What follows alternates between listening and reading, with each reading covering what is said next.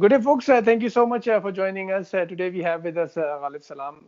He came to Canada in 2005. Relatively older immigrant, probably has a lot of experience and a lot of advice and guidance to give us today. So without having me to introduce him, I'll give him the opportunity to get started. So Ghalib Salam, if you could kindly get started by telling us a little bit about yourself first. Sure, sir. Thank you so much for giving me the opportunity to share my journey with the audience, wider audience, both locally in Canada and people who are willing to migrate to Canada. So I landed late 2005. Prior to that, I'll just go back quickly. 10 years experience back in Pakistan in banking and financial sector. So I was a business corporate liability head for one of the largest foreign bank in Pakistan, and then the opportunity came my way, along with my family, to migrate to Canada. So my family moved earlier than I moved, probably 3-4 months later. The call was they first need to decide if they like the place. Okay, I'll pull the plug and join them. So, and I was lucky enough to get admitted at Richard Ivey Business School in Rothman.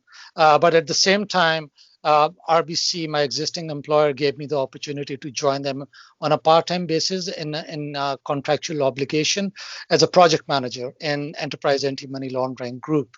So compliance, of course, is and was back then a huge thing because AML was going through a significant transformation in the FIs.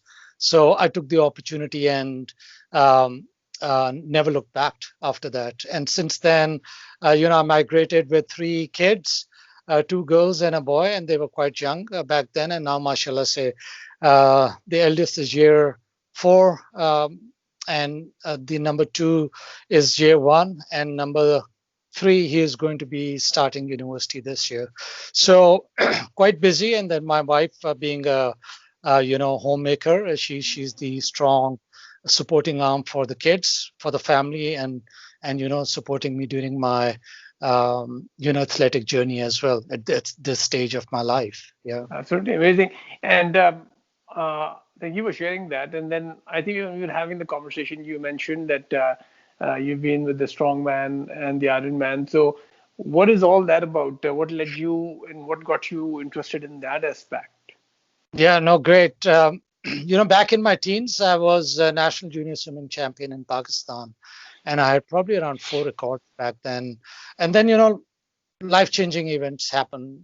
I migrated to Karachi, worked, did my MBA, and then worked, and then we migrated to Canada. And it's life becomes quite busy. You do not tend to lose passion of what you used to do as an athlete. But what happened, probably a certain stage in my life, when we sort of got settled down in Canada, and kids, they were on their own trajectory, and as a family, we were making progression both in terms of my professional integration into the business landscape in Canada. I started discovering that I need to do something that will give me the kick, more kick than what I try to get out of my profession, right? So my neighbor, he introduced me to the sport of triathlon. So you swim, bike, and run. So I started off with a sprint distance that could be as short as 250 meters swim, 10K bike, and 2K run. So, and then today, fast forward 7 years, I progressed through different events during the sport of triathlon, and it allowed me to just challenge those limits that you would set each time while training and also while participating in these events.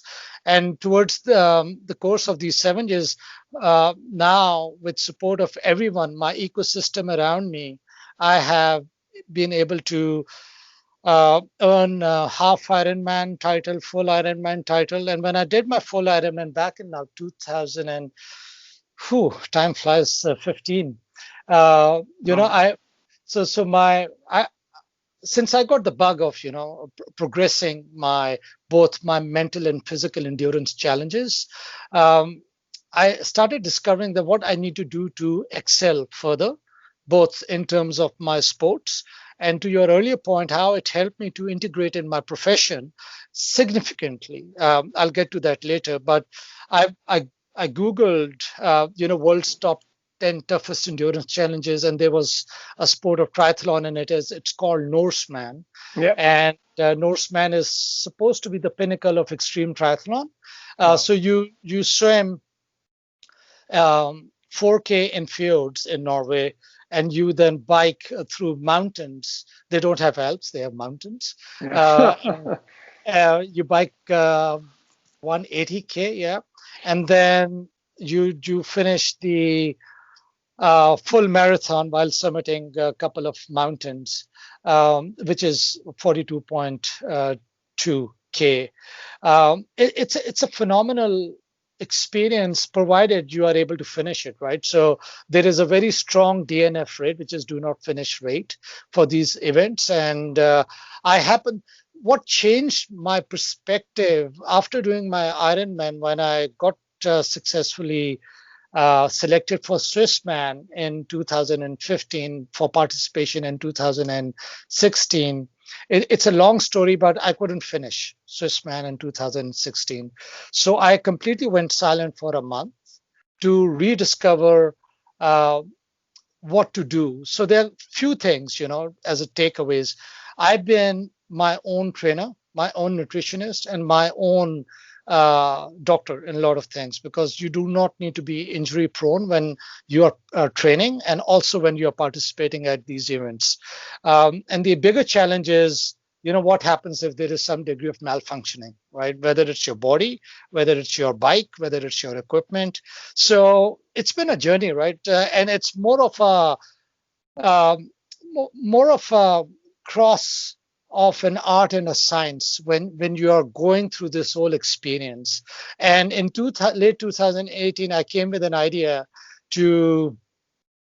Oh, by the way, yes, Swissman 2016, I couldn't finish. I managed to finish that in 2017. I got reselected.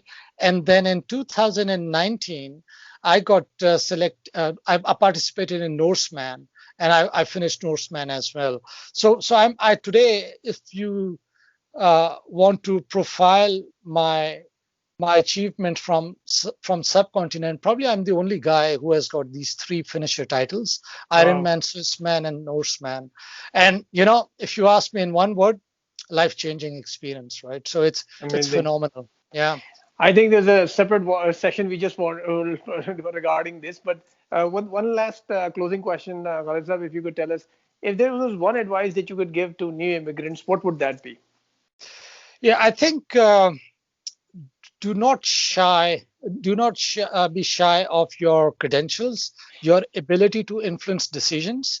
And I think what it allowed me to do is just be bold enough uh, to speak your mind and demonstrate your talent, because there are a lot of intelligent people around you who are working in the workforce, who have been brought up and who have been educated here. What probably you need to do is to not necessarily impress them, but raise your own bar to deliver a unique experience and learn from those moments. Be humble, and while doing that, be remain committed to your goal, be focused, and you will eventually end up in achieving your goals, whether it's your professional goal, whether it's your personal goal, whether it's your athletic ability to progress in your life. And one motto when I give my motivational speeches, whether it's corporates or gatherings, it's my motto is set no limits. And it just simply allows you to raise that bar each time, whatever you do, whatever you touch, whether it's an ability to influence decision around you, professionally or personally, you need to be an ambassador of empowering that change. Perfect. So thank you so much, guys. Have a lot of informative things, and I think the people watching this will probably be able to take that away for their own benefit. So thank you for your time this today, and hopefully we'll connect up with you for more detailed sessions in the future. Thank you so much for your time. Yes, sir. Thank you. Take care.